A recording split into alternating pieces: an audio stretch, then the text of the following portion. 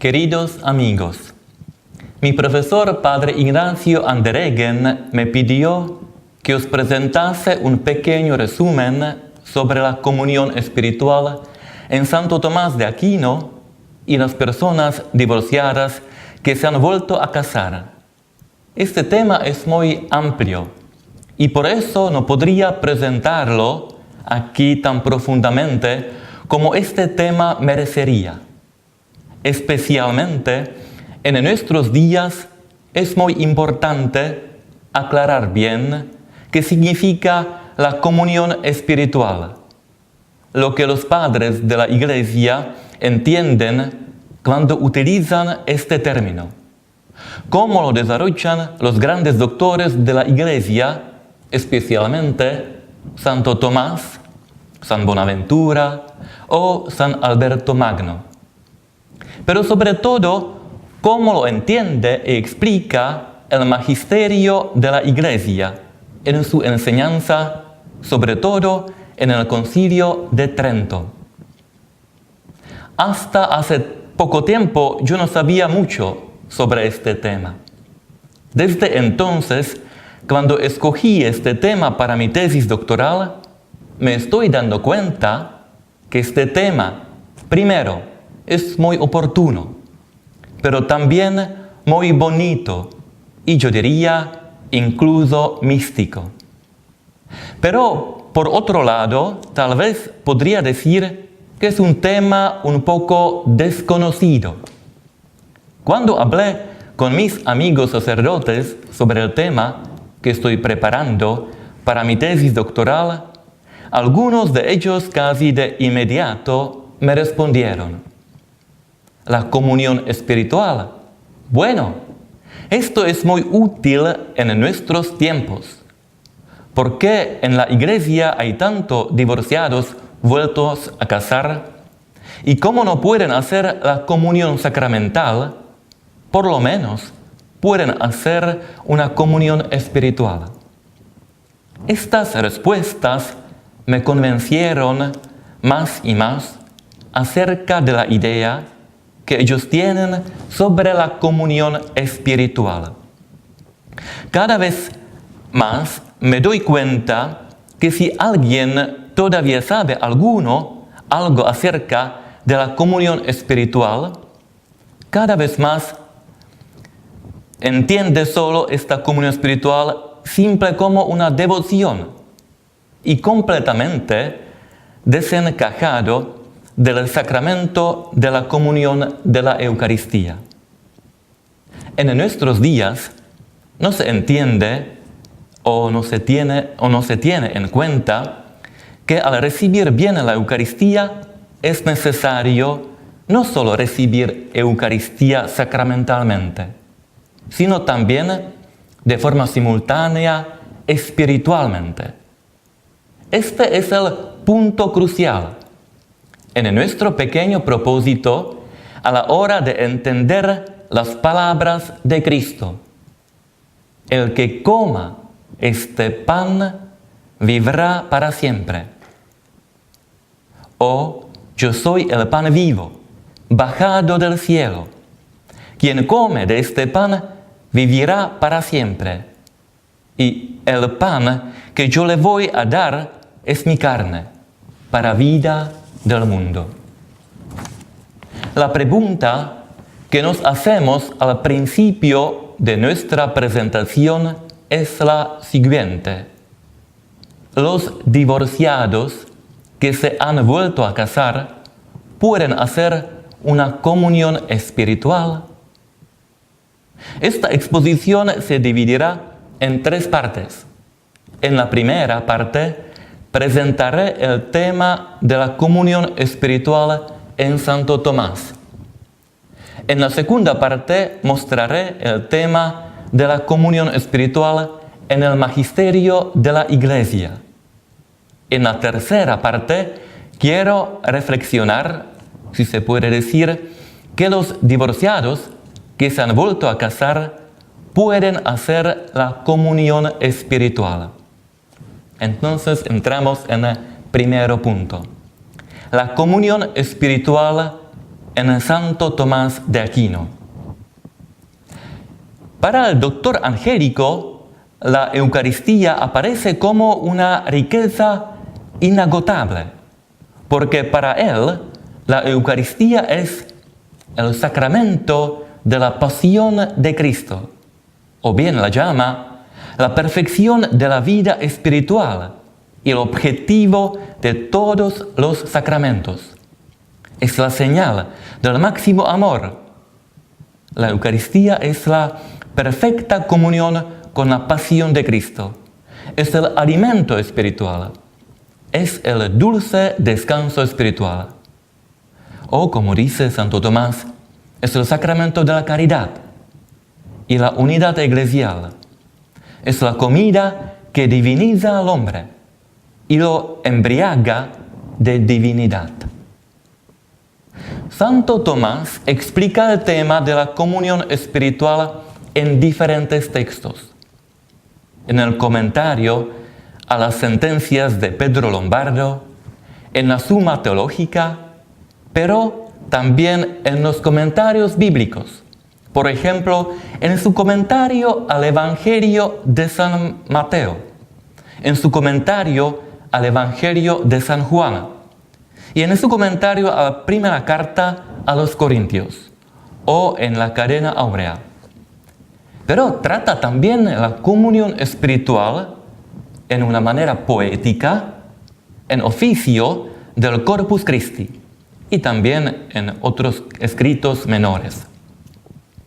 Me gustaría comentar al menos 2 textos de Santo Tomás, donde habla de la comunión espiritual, en la Suma Teológica y en su comentario al Evangelio de San Juan. Pero por la falta de tiempo elegí el texto de la Suma Teológica, que me parece más completo, pero también el comentario al Evangelio de San Juan es muy bonito. Entonces, la comunión espiritual en la Suma Teológica. Es bueno recordar que el tratado de la Eucaristía en la Suma Teológica es uno de los últimos textos escritos por el doctor Angélico. Por lo tanto, es el texto de mayor madurez teológica. La concepción de la Eucaristía en la Suma de Santo Tomás es una profunda comprensión teológica de lo que es la Eucaristía. Se basa en la meditación de la Sagrada Escritura y en el conocimiento del testimonio patrístico y principalmente en el ejercicio de la santidad y piedad del mismo Santo Tomás.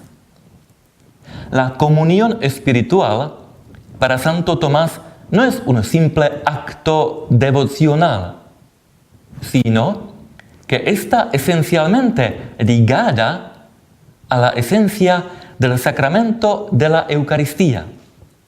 Para recibir bien la Eucaristía es necesario recibirlo sacramentalmente y espiritualmente, de las 2 maneras. La comunión espiritual trata Santo Tomás en la Suma Teológica en tercera parte, cuestión 80. La comunión espiritual en la concepción y enseñanza de Santo Tomás sobre la Eucaristía es muy importante, porque de acuerdo con el lenguaje escolástico, en el sacramento de la Eucaristía es Cristo que es presente substancialmente como el bien espiritual para toda la Iglesia, con el fin de llevar el hombre a la plena comunión con el Cristo. Y cuando se haga la comunión sacramental de Cristo, presente en Eucaristía, esta comunión no solo se centra en la exterioridad de la Santa Cena, sino también en la comunión espiritual. La participación en la Eucaristía, según Santo Tomás, se realiza correctamente cuando se realiza la comunión sacramental que termina en la comunión espiritual. Porque la comunión sacramental se ordena a una comunión espiritual como a su fin. En el cuerpo del artículo primero de la cuestión 80, el doctor Angélico hace una importante comparación entre recibir perfectamente e imperfectamente la Eucaristía.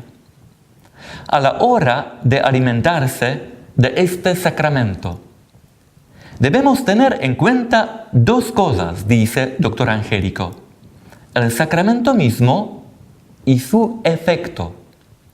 El modo perfecto de recibir la Eucaristía es el de quien recibe el sacramento, dispuesto también a recibir su efecto.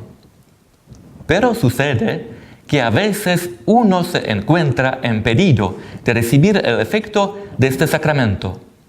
Por lo tanto, la comunión eucarística es imperfecta.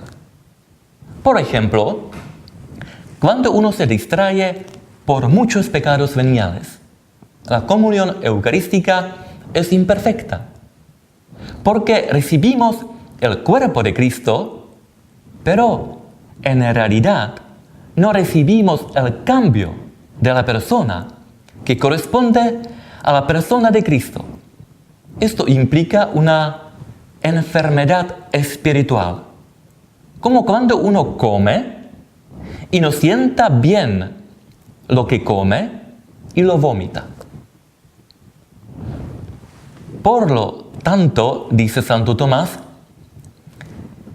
que lo perfecto se opone a lo que es imperfecto, así la comida sacramental pura, que solo recibe el sacramento sin su efecto, contrasta con el alimento espiritual para el que recibe el efecto de este sacramento, que es unir al hombre a Cristo por la fe y caridad.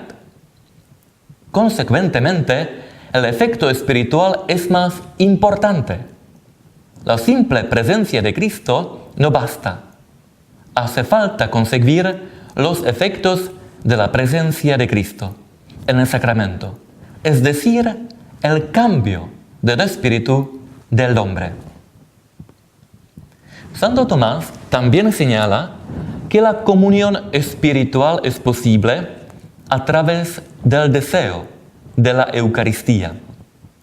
Claro, el doctor Angélico tiene un fuerte concepto de deseo, mucho más que una aspiración vaga y superficial. En efecto, de un sacramento puede obtenerse a través de los que han recibido el sacramento en el deseo, sin llegar a recibirlo. Así como algunos reciben el bautismo, el sacramento del deseo, sin llegar en deseo. Anhela en un bautismo antes de ser bautizado con agua. Por lo que algunos comen espiritualmente antes de recibir la Eucaristía sacramentalmente. De hecho, es necesario para la salvación, ya en este mundo, esta unión al modo de los hombres al cuerpo de Cristo en la Eucaristía, porque este es el modo histórico concreto que Dios ha elegido para la salvación.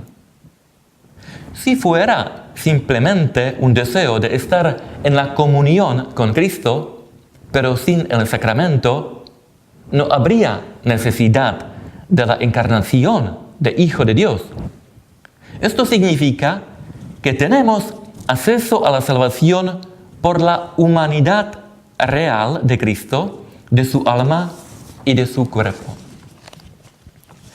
¿Cómo podría ser el deseo de recibir a Cristo espiritualmente? Esto puede suceder de dos maneras, dice Tomás.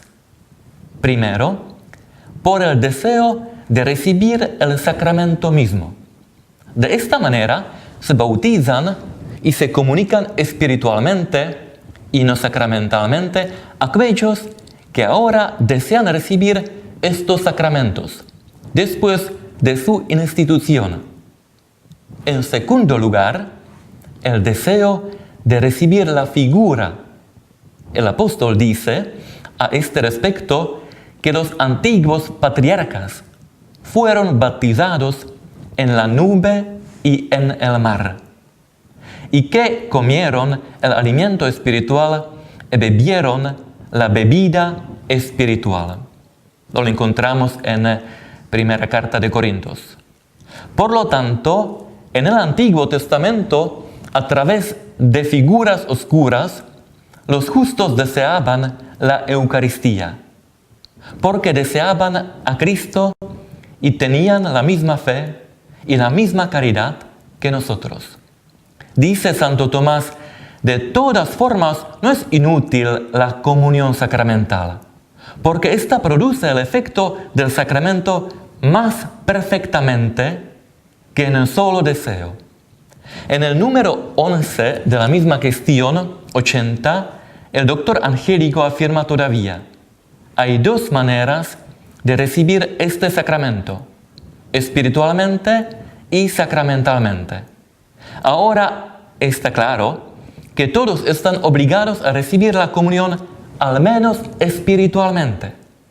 Debido a esto, como hemos dicho, significa incorporar a Cristo.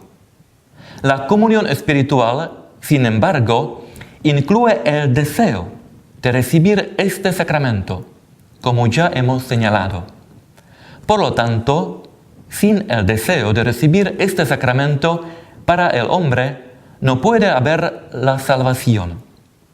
Pero el deseo sería vano si no fuera satisfecho cuando la oportunidad lo permitiese. Muy interesante es también, e importante, es el segundo artículo de la cuestión 80, donde Tomás pregunta si también los ángeles pueden recibir espiritualmente este sacramento. La respuesta del doctor Angélico es que hay una comunión espiritual que no está mediada por el sacramento y la fe. Y esta comunión espiritual consiste en la unión con Cristo a través de la caridad y la perfeccionada su visión inmediata. Y esta es la comunión espiritual de los ángeles, no de la nuestra. Nosotros un pan parecido lo esperamos en el cielo. Pero si es verdad que los ángeles espiritualmente comen a Cristo, su comunión espiritual no es la que sucede con el deseo del sacramento. Sin lugar a dudas, la comunión de cuerpo místico están llamados, ya sean los hombres, ya sean los ángeles. Los ángeles y los santos del cielo en la visión beatifican. Sin embargo, nosotros que pertenecemos a la iglesia peregrinante, todavía a través de la fe, como en un espejo y de manera confusa, como dice el apóstol Pablo. Porque donde hay visión beatífica, ya no hay la mediación de la fe en el sacramento. También hay una relación entre nuestra comunión y lo que hacen los ángeles en el cielo. En cierto modo, la recepción espiritual y sacramental de Cristo en este mundo están en relación con la comunión que los ángeles, los santos y los bienaventurados tienen con Cristo en la vida eterna, en el cielo. Porque la finalidad de la Eucaristía es el cielo. La visión beatífica de la Trinidad en la vida eterna. El alimentarse de Cristo en este sacramento tiene entonces por fin la unión con Cristo en el cielo, de la cual ya gozan los ángeles. dado que lo destinado a un fin están subordinados a un fin. Se sigue que la comunión de Cristo, en la que recibimos bajo la especie de sacramento, de alguna manera es subordinada a la comunión con la cual gozan de Cristo los ángeles en el cielo. La comunión, que es un alimentarse de Cristo, se deriva de aquello que hacen los ángeles en el cielo. Esto tiene que ver especialmente con la comunión espiritual, que deriva de alguna operación que los ángeles hacen en el cielo, y que es más perfecta que la comunión espiritual que hacemos nosotros. Porque si su unión es la unión directa con Cristo, que está más allá de la fe.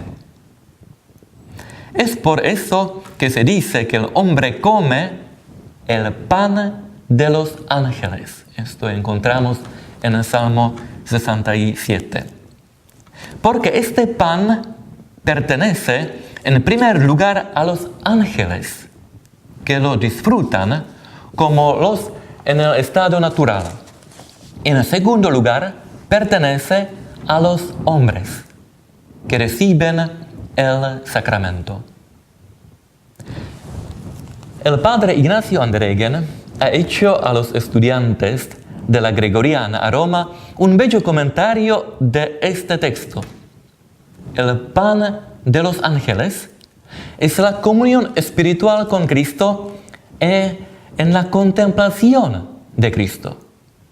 Por lo tanto, en este sacramento hay una referencia directa a la contemplación, y la distracción de los pecados veniales impiden esta contemplación. Santo Tomás utiliza una expresión muy precisa: distracciones, que impiden recibir la gracia de la Eucaristía. Si estamos distraídos cuando recibimos la Eucaristía, es porque tenemos pecados veniales. Y estos pecados veniales nos impiden practicar la contemplación, que es crucial en la Eucaristía.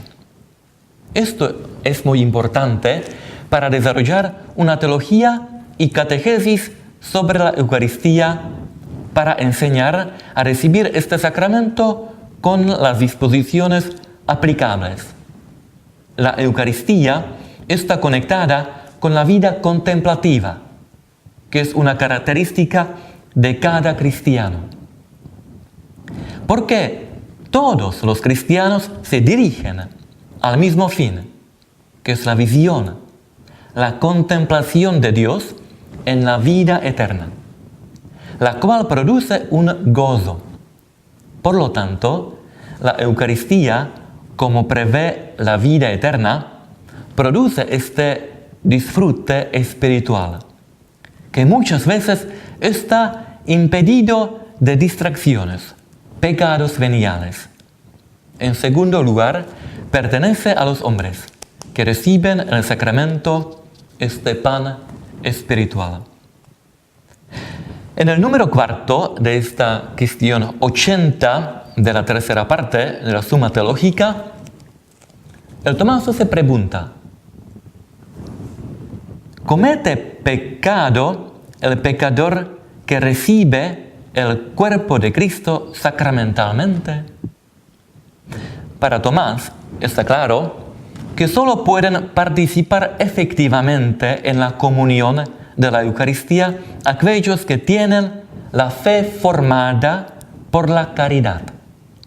Y estos van unidos vitalmente a Cristo y su cuerpo místico, que es la comunión de los santos. La respuesta en el cuerpo está otra vez muy esclarecedora y dice: al igual que en los demás sacramentos, el ritual es un signo de lo producido a partir de la Santa Cena. La cosa producido por el sacramento de Eucaristía es doble.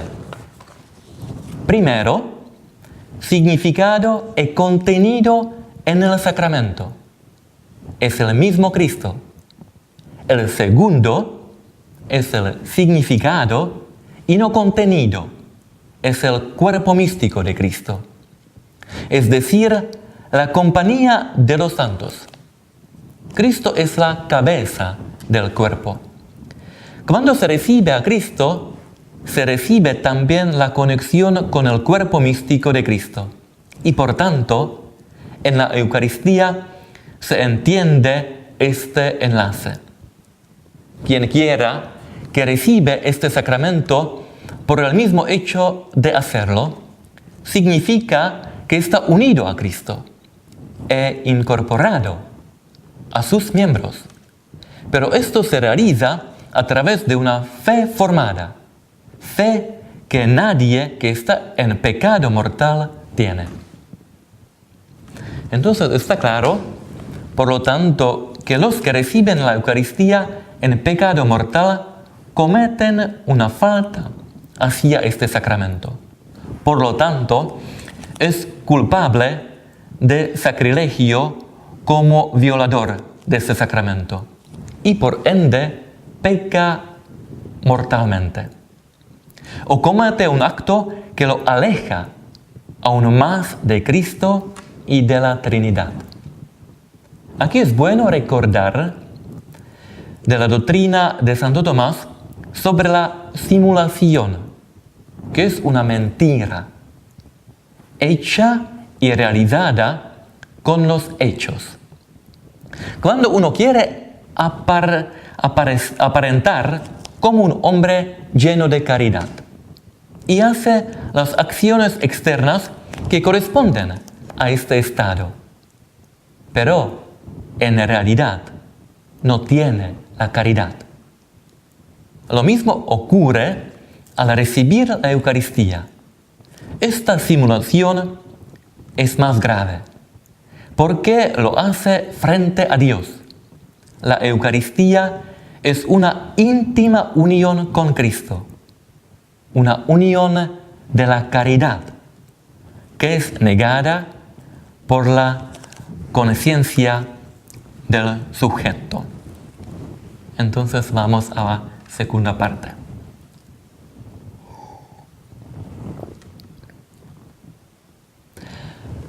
La segunda parte es más breve, es la comunión espiritual en el magisterio de la Iglesia.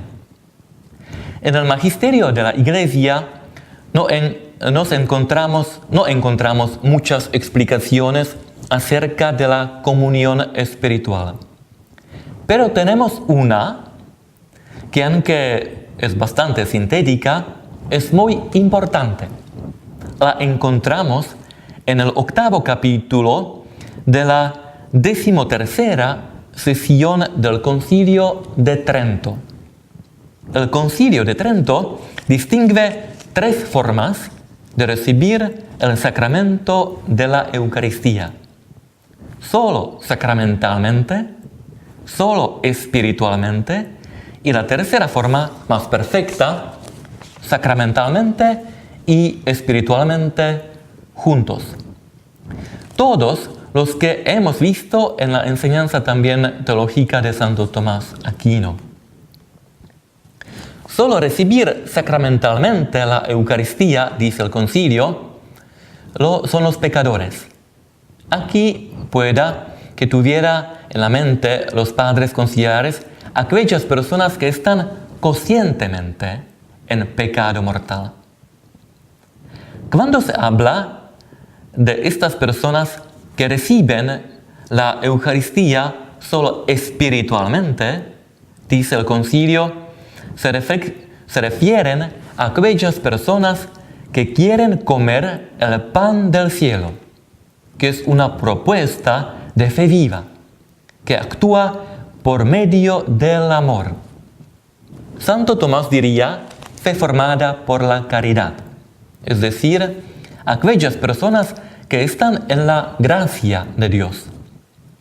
Estas personas cuando quieren comer la Eucaristía, el pan del cielo, cuando desean recibir este pan como ganancia para su vida espiritual. Otras personas que reciben la Eucaristía en un modo más perfecto son aquellas, dice el concilio, que antes de recibir a Cristo en la Eucaristía se examinan antes de recibirlo.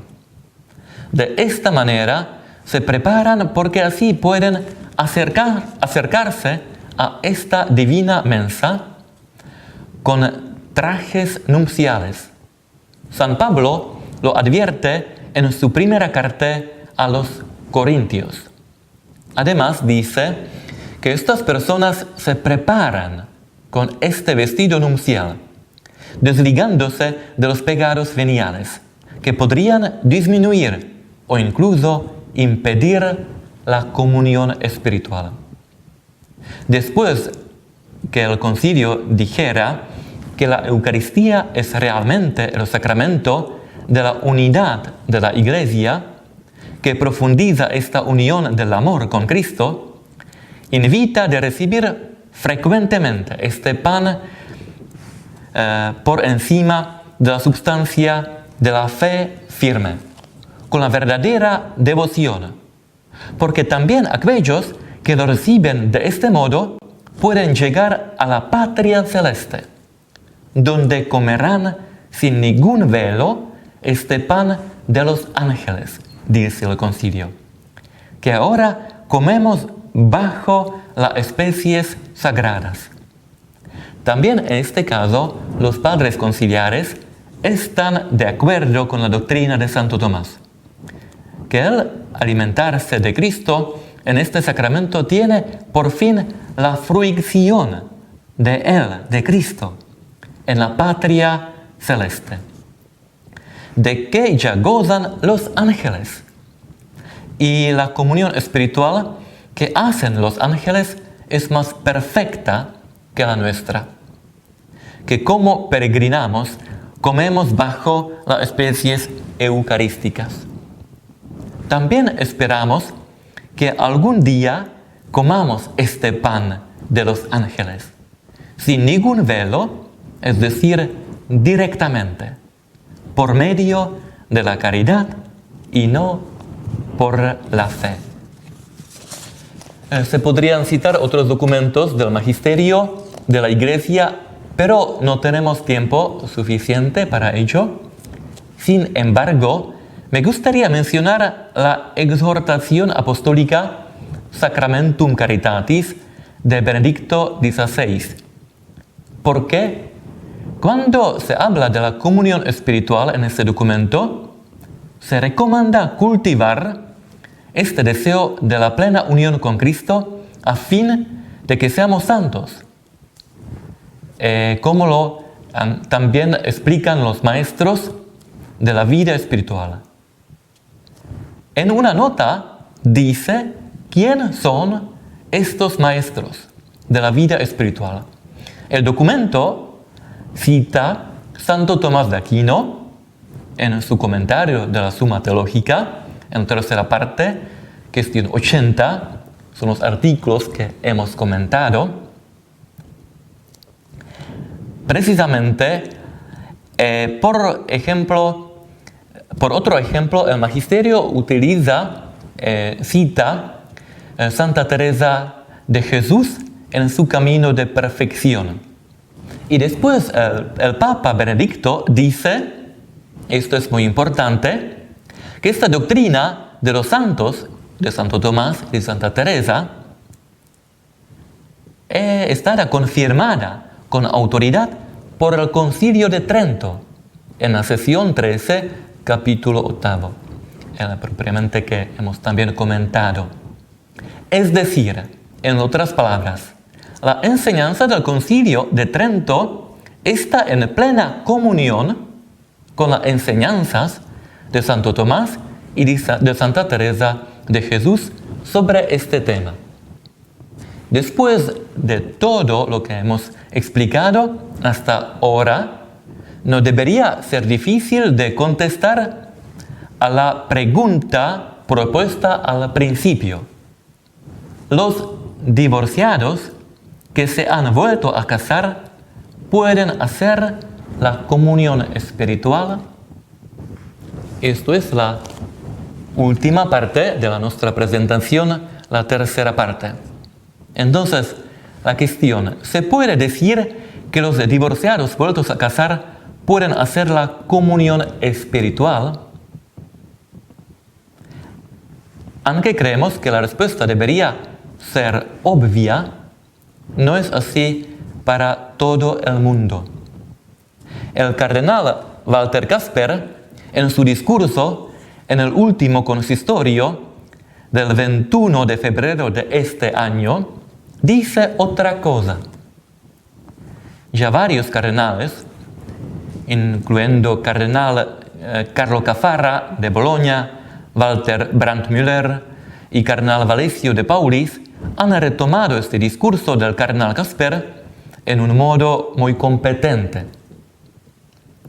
Sin embargo, no encontré las reacciones con respecto a la comunión espiritual, que también menciona el cardenal Kasper. Leeré primero lo que dice el cardenal Kasper sobre la comunión espiritual y después haré un breve comentario. El cardenal Kasper, en el fragmento que vamos a leer, habla de los divorciados vueltos a casar y de la posibilidad de la comunión espiritual para ellos, y en todo esto se pregunta, ¿por qué no podrían recibir la comunión sacramental? Citamos al cardenal Kasper.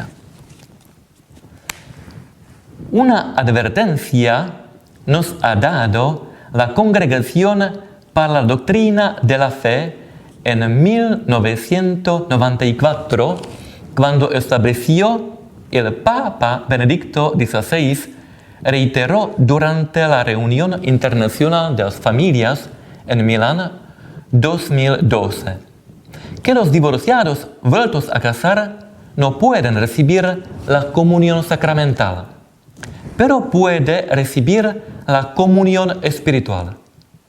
Por supuesto, esto no es cierto para todos los divorciados, sino para aquellos que están espiritualmente preparados.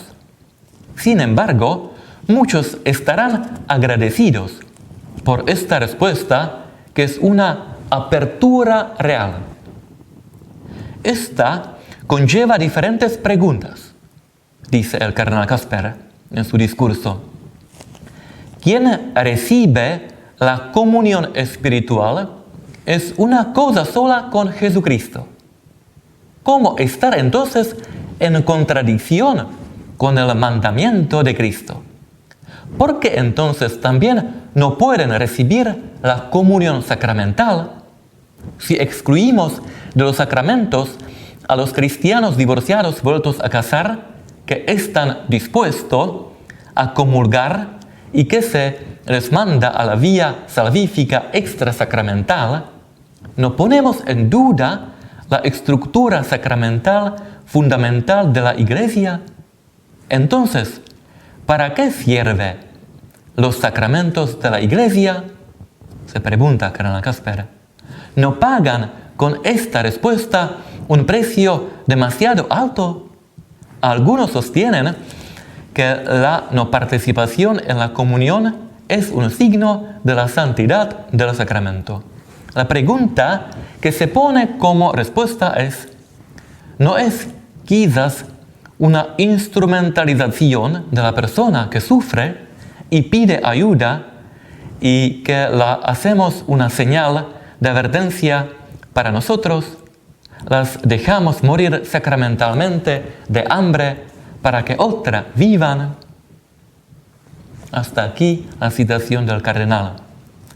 Según mi opinión, podría dividirse este fragmento del discurso del cardenal Kasper en un cierto tipo de silogismo.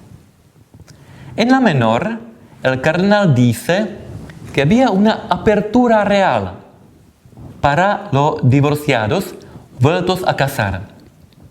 Y esta apertura radica en el hecho de que incluso si no pueden hacer la comunión sacramental, pueden al menos hacer una comunión espiritual. En la mayor, el cardenal pero pregunta, ¿qué significa recibir la comunión espiritual? Quien recibe la comunión espiritual es una cosa con Cristo. Y de esto el cardenal tira muchas conclusiones. Pero estas conclusiones no son afirmaciones en sentido propio, sino más bien una serie de preguntas, que todas tienen una base común. Si los divorciados, vueltos a casar, pueden hacer la comunión espiritual y ser uno con Cristo, ¿por qué no pueden recibir la comunión sacramental? Así, a lo mejor no cuestionamos la estructura fundamental, sacramental de la Iglesia, pero vamos por partes y explicamos un poco. El cardenal Casper comienza este pasaje con una afirmación que, en mi opinión, no es de todo correcta. Él habla de la verdadera apertura para los divorciados, que incluso si no pueden hacer la comunión sacramental, pueden al menos hacer una comunión espiritual. Cita en esta ocasión dos textos. En primer lugar está el texto de la Congregación para la Doctrina de la Fe. Este texto es la carta a los obispos de la Iglesia Católica sobre la recepción de la Sagrada Comunión por fieles divorciados vueltos a casar. Y el otro texto es la respuesta del Papa Benedicto XVI durante su visita a Milán para el 8º Encuentro Mundial con las Familias 2012. Pero en ninguno de este documento, este texto, se dice que los divorciados que se vuelven a casar pueden hacer una comunión espiritual. Es cierto que estos textos carecen de la precisión en cuanto a la comunión espiritual, que encontramos, por ejemplo, en el documento que hemos citado más arriba, que es el Concilio de Trento. O por otro lado, el cardenal Casper quería decir que el Papa Benedetto decía de ir contra las enseñanzas del Concilio de Trento. Pero, ¿qué dicen estos textos? El documento relativo a la recepción de la comunión eucarística de los fieles divorciados de la Congregación para la Doctrina de la Fe dice en el número 6: los fieles que viven juntos como marido y mujer con una persona que no es la legítima esposa o el marido no pueden recibir la comunión eucarística. Esto no significa que la Iglesia no se preocupa por la situación de estos fieles, que por otra parte no están excluidos de la comunión de la Iglesia. La Iglesia se preocupa por acompañarlos pastoralmente y les invitará a participar en la vida de la Iglesia en la medida en que esto sea compatible con las disposiciones de la ley divina, que la Iglesia no tiene poder para dispensar. Por otro lado, dice el documento, es necesario instruir a los fieles para que ellos no piensan que su participación en la vida de la Iglesia se reduce exclusivamente a la cuestión de la recepción de la Eucaristía.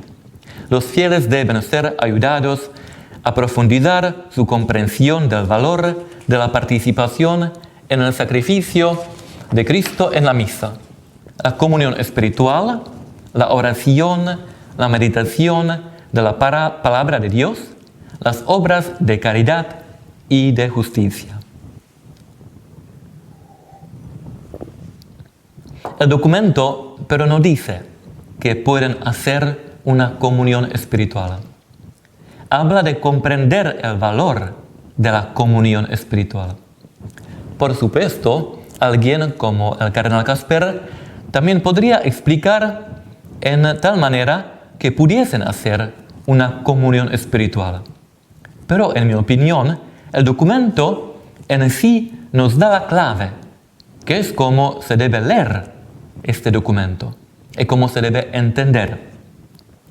Porque después de la palabra de la comunión espiritual, indica este documento en nota 3 textos que deben ayudar a entender lo que significa la comunión espiritual, cómo se presenta en el texto y los que pueden recibir. Aquí están los textos citados. En primero es el documento de la Congregación para la Doctrina de la Fe, la carta a los obispos de la Iglesia Católica sobre algunas cuestiones del ministerio de la Eucaristía. Después es el texto de la Santa Teresa de Jesús, es el Camino de Perfección, es el número 35, que es también citado del Papa Benedicto XVI. El tercer texto es el texto de San Alfonso de Ligorio, Visitas al Santísimo Sacramento y a la Santísima Virgen María. Después de leer estos 3 textos, cabe señalar que ninguno de estos textos avala ni recomienda que los divorciados vueltos a casar hagan una comunión espiritual. En el primer caso, dice el texto de la Congregación por la Doctrina de la Fe, dice que solamente pueden recibir la comunión espiritual las personas los fieles que a causa de la persecución o de la falta de los sacerdotes ven privados de la celebración de la Sagrada Eucaristía. En este caso, se recomienda hacer la comunión espiritual. En el segundo texto, citado de Santa Teresa de Jesús, la Santa Teresa habla de la comunión espiritual a sus hermanas. Y dice, queridas hermanas, incluso cuando vosotras no recibís la comunión en la misa, podéis comunicaros espiritualmente en vuestra intimidad, que es de gran beneficio.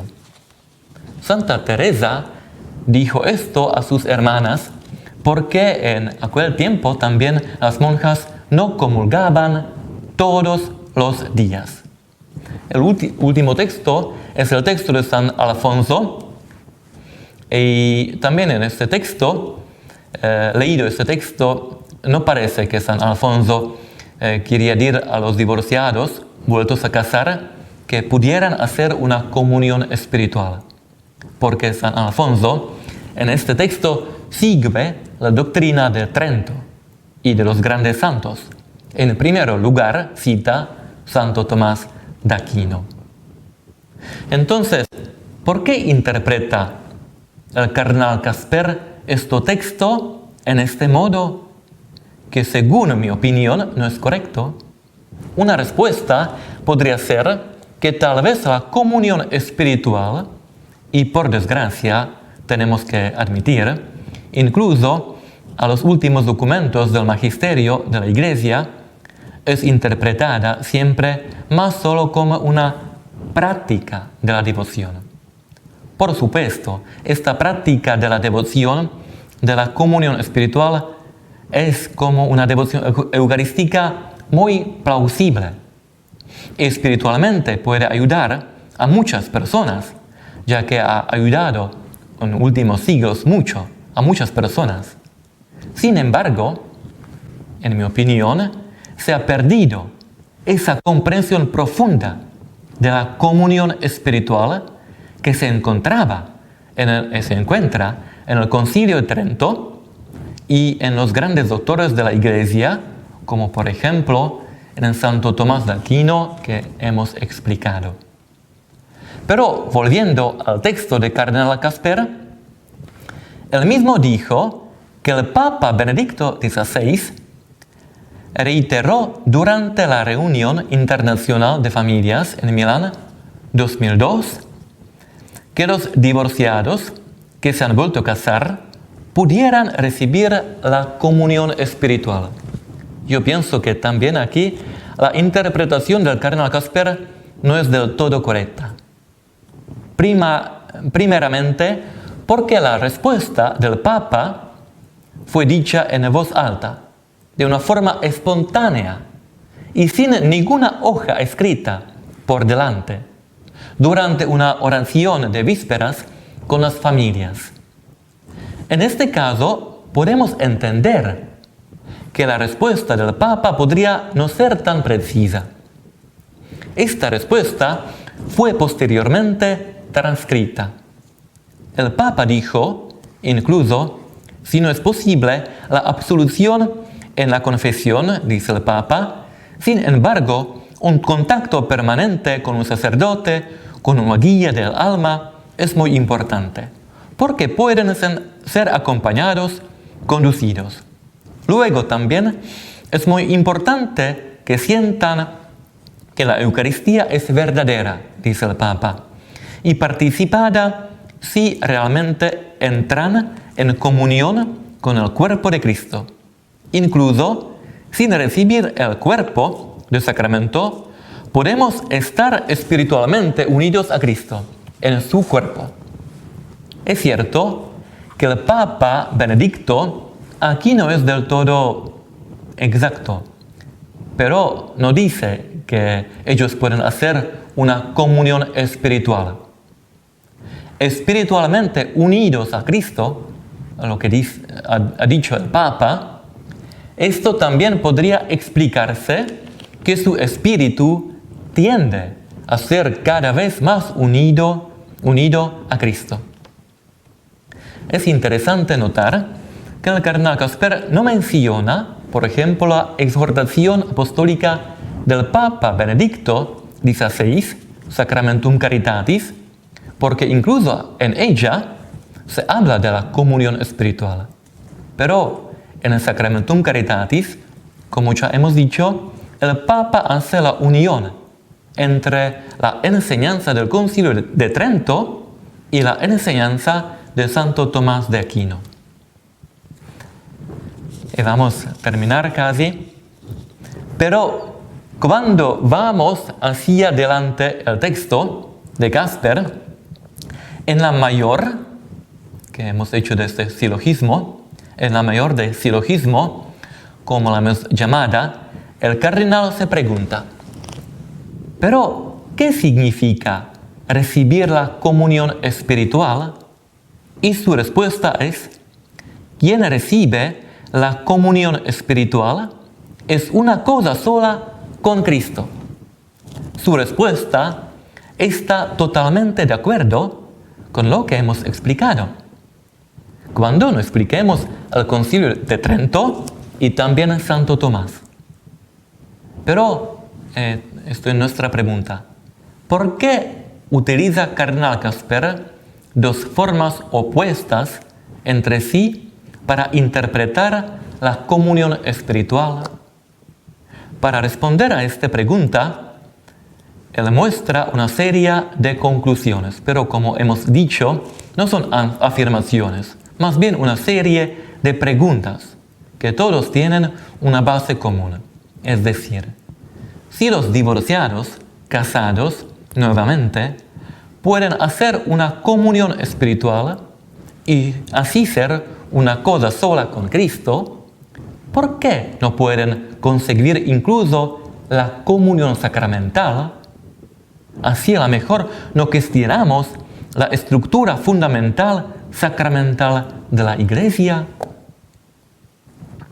Después de lo que hemos dicho, me parece que el cardenal Casper no desarrolla bien la cuestión sobre la comunión espiritual, sino que aprovecha de cierta pérdida de la claridad de la doctrina de la comunión espiritual, como fue enseñada por Santo Tomás, San Bonaventura, San Alberto Magno o San Agustín, y cierto, especialmente en el Concilio de Trento.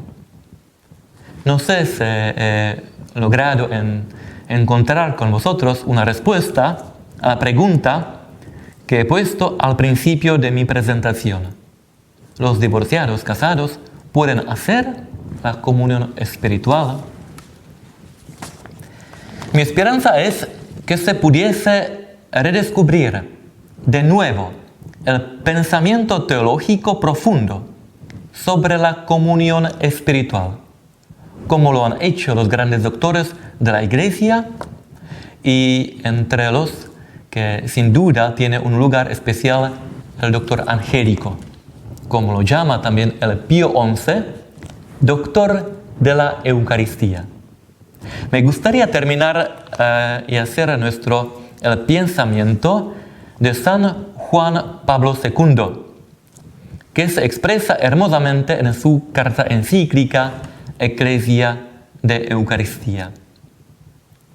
Escribe el Papa: sigamos, queridos hermanos y hermanas, las enseñanzas de los santos, grandes intérpretes de la verdadera piedad eucarística. Con ellos, la teología de la Eucaristía adquiere todo el esplendor de la experiencia vivida, nos contagia y, por así decir, nos enciende. Pongamos sobre todo en la escuela de la María Santísima, en quien el misterio eucarístico se muestra más que en ningún otro como misterio de la luz. Hagamos nuestros los sentimientos de Santo Tomás de Aquino, teólogo eximio, y al mismo tiempo cantor apasionado de Cristo Eucarístico, y dejemos que nuestros ánimos se abran también en esperanza a la contemplación de la meta, a la cual aspira el corazón, sediento como está de alegría y de paz. Buen pastor, pan verdadero, oh Jesús, piedad de nosotros, nútrenos y defiéndenos, llévanos a los bienes eternos, a la tierra de los vivos. Tú que todos lo sabes y puedes, que nos alimentas en la tierra, conduce a tus hermanos a la mesa del cielo, a la alegría de tus santos. Amén. Muchas gracias.